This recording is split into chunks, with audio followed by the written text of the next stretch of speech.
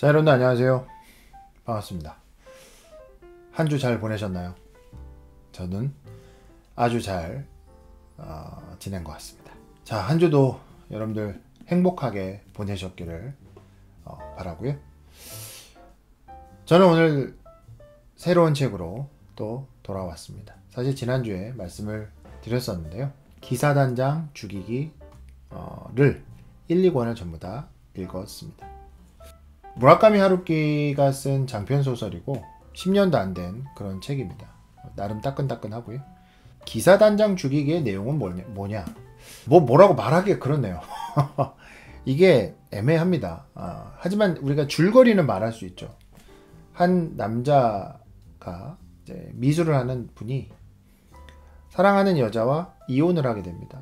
이혼을 하고 그 이혼의 어떤 아픔을 달래려 이제 많은 일본의 곳곳을 여행하다가 자기 친구의 도움으로 그 친구의 아버지가 계셨던 산에 있는 어떻게 보면 별장일 수도 있고 어떤 숙소 같은 곳에 그곳에 자리를 하게 되면서 벌어지는 이야기예요.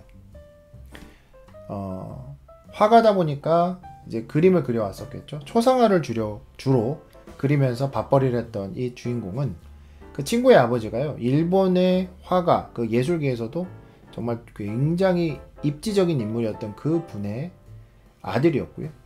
그 아버지가 작업했던 공간 속에 이 주인공이 가게 됩니다. 그러면서 그 장소에서 겪게 되는, 어떻게 보면 되게 초현실적이고 어떻게 보면 그냥 우리의 일상을 초현실화해서 그냥 표현한 것이 아닌가 라고 하는 그런 일들이 그곳에서 벌어지게 돼요. 그게 바로 이 얘기의 어떻게 보면 중요한 뼈대거든요. 그러면서 그 안에서 주인공이 자기 자신을 찾아가고, 당연히 그 자기 자신을 찾아감에 있어서는 여러 가지의 어떤 그런 방법들이 필요했겠죠. 그래서 또 다른 등장인물들이 나오고 그 등장인물들과의 만남과 또 그 안에서의 대화와 또 자기만의 생각들, 이런 것들을 통해서 이 주인공이 서서히 변하게 되고, 그러면서 결론적으로는 굉장히 좋은 쪽으로 변화하는 과정들이 나오고, 마침내는 결론을 말씀드리기는 좀 그런데요. 어쨌거나 자기의 삶을 살아내게 되는 그런 내용이 됩니다. 짧은 시간 안에 이 전체의 내용을 다 압축하는 건 사실 쉽지 않은 것 같습니다. 이걸 제가 굉장히 인상 깊었던 부분들을 또 여러분들한테 읽어드리고 그런 것들을 여러분들하고 한번 같이 고민해보는 그런 시간도 참 좋을 것 같지만, 일단은 지금은 한 방향이잖아요. 그렇죠? 한 방향으로 여러분들한테 말씀을 드리다 보니까 어떤 말씀을 드려야 될지 참 고민되네요. 어쨌거나 이러한 내용을 가진 이 책은요, 굉장히 재밌는 책이었습니다. 읽을 때 몰입감이 있었고, 그 몰입감을 가지고 언제 읽어버렸는지도 모를 정도로 빨리빨리 이 책을 소비했어요. 소비하는데 그 내용들도 굉장히 뇌에 자극이 되는, 왜 그러냐면 한 번도 생각해 본 적이 없는 내용들이 계속 나오니까 굉장히 그런 부분에서도 좋았던 그런 책이 아니었나 싶습니다. 이게 제가 이 책이 책이 어렵다기보다는 나름 좀 깊은 내용을 갖고 있잖아요. 깊은 내용이 있어요. 그런데 이제 이거를 좀 멋들어지게 설명을 해드리고 싶은데, 일단은 제 입술이 제 머리에서 생각나는 언어 자체가 그렇게 멋들어지지가 않습니다. 그래서 이거를 전문적으로 말씀을 드리고 싶은데 이게 불가능합니다. 그냥 제 식대로 말씀을 좀 드리면 재밌었어요. 재밌었고 몰입하기 좋았고, 하지만 중간중간에 굉장히 어두운 내용, 어려운 내용들이 있었다. 그리고 이 책을 읽으면서 무라카미 하루키의 어떤 전체적인 그 사람의 세계관, 또 그 사람이 생각하는 것들, 이 사람은 도대체 왜 이런 부분에서 이렇게 힘을 줘서 글을 쓰고 있지? 라는 그런 부분들을, 전체적인 세계관을 조금 더 이해할 수 있는 그런 시간이었다. 이렇게 말씀을 드릴 수 있을 것 같아요. 그리고 유명한 소설가잖아요. 그러니까 이야기의 전개 방식이나 이런 것들도 뭐 굉장히 부드럽고 읽을 때 빠져드는 이 몰입도가요 굉장합니다. 더불어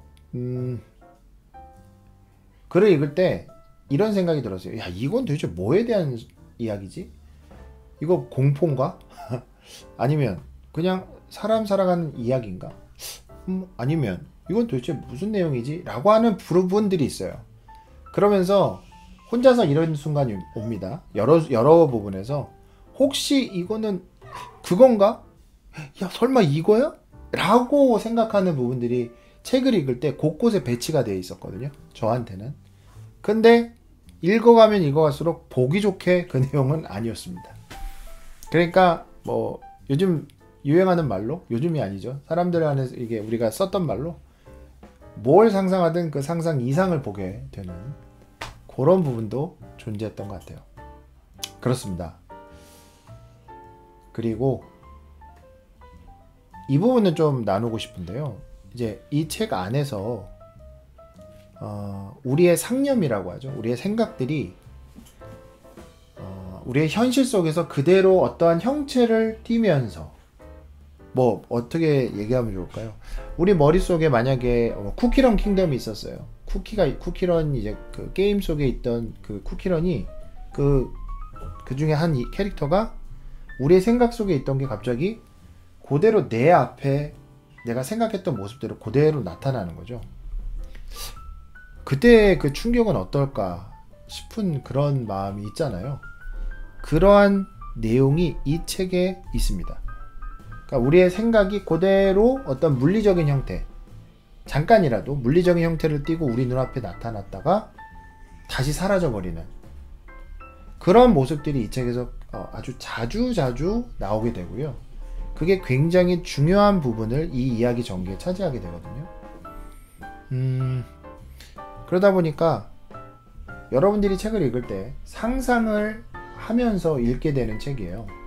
상상을 하고 우리가 이제 이해라는 걸 할 때 뭐 여러분들은 저보다 더 이해를 잘 하시겠지만 이해력이 더 좋고요. 저는 어떤 걸 이해할 때요, 머릿속에서 마음속에서 어떤 그림이 그려져 있는 부분이 있을 때만 사실 저는 이해가 되게 잘 되거든요. 그래서 이 책도 읽어나가는 과정 속에서 확 이해가 되는 부분도 있습니다. 왜냐하면 제 마음속에 그림이 그려지니까. 그런데 그림이 그려지지 않는 부분들도 있을 수 있다. 그런 부분이 여러분들이 이 책을 읽을 때 만약에 내가 주로 이미지화 시키는 것들을 평소 때 하지 않으신 부분들이라면 이 책이 굉장히 생경하게 느껴질 수 있겠다라는 생각도 있습니다. 평소에 저처럼 이렇게 헛생각 좀 많이 하고 상상 같은 거 좀 많이 하시는 분들이 이 책을 읽으면 굉장히 재미있게 읽지 않을까. 하지만 그렇다고 하더라도 그 상상에 끝이 있어요. 내가 상상하던 모습대로 쭉 이거 글로 표현된 거잖아요, 책이라는 것은. 그러니까 이거를 상상을 쭉 해나가다가 어느 순간이 오면 더 이상 제 상상력을 발휘할 수 없는 순간이 오더라고요. 저 역시도. 그러다 보니까 이 상상을 쭉 발휘하는 것들을 못하는 순간이 오면 그때부터는 되게 답답한 순간들이 있습니다. 그래서 그 순간들만 여러분들이 잘 넘어가시면 이 책을 완독하실 수 있고, 그리고 마지막 부분에서 마치 긴 어떤 상상의 여행을 떠났다가 다시 현실로 싹 돌아오는 그런 느낌마저 있는, 출발이 좋았고, 아니요, 출발은 좋다기보다는 출발은 좀 어수선해요. 이 책을 읽을 때 출발은 되게 어수선합니다. 하지만 그 이제 기승전결, 그죠, 우리가 하이라이트로 가는 부분에서는 별 생각이 막 다 들다가요, 마지막 부분은 아주 얌전하게 저희를 내려줍니다. 얌전하게 내려주기는 하는데 우리의 몸뚱이만 얌전하게 내려줬고요, 우리의 생각은 아주 많은 생각들이 들어가죠. 그랬던 것 같습니다. 네. 한번 되는 대로 한번 말씀 한번 드려봤습니다. 네. 여러분들 이 책을 읽으면서 각자만의 경험이 있으시잖아요, 그렇죠? 우리만의 삶 속의 경험이 있으니까 그 경험대로 이 책들을 아마 소화하시게 될 텐데, 어떤 느낌으로 여러분들이 이 책을 또 읽게 되실지도 참 궁금하기도 합니다. 저는 그랬다 라는 말씀을 한번 정리해서 한번 드려보고요. 저한테는 한 2주 정도 이 책을 통해서 아주 멋진 여행을 했다. 저는 그렇게 감히 말씀드릴 수 있을 것 같고요. 저한테는 최고의 평점인 5점 만점에 4.5점을 제한테 주고 싶습니다. 그렇습니다. 자, 오늘의 이 책에 대한 이야기는 여기서 마무리하고요. 제가 이 책을 읽다가 무라카미 하루키라는 분에 대해서 좀 궁금해지잖아요. 그래서 지금 무라카미 하루키 씨가 썼던 수필집들을 좀 찾아보면서 읽어보고 있습니다.